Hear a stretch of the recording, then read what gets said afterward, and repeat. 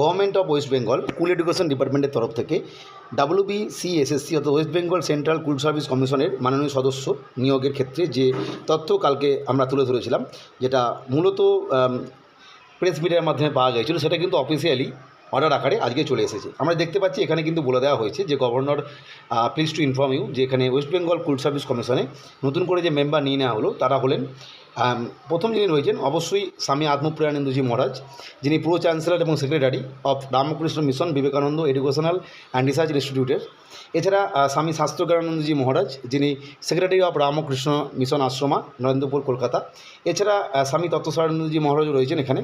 এছাড়া ইম্পর্টেন্ট বিষয় যিনি রয়েছেন তিনি যে প্রফেসর RT ভেঙ্কটরমন, যিনি professor strategic management group Indian institute of management IIM কলকাতার।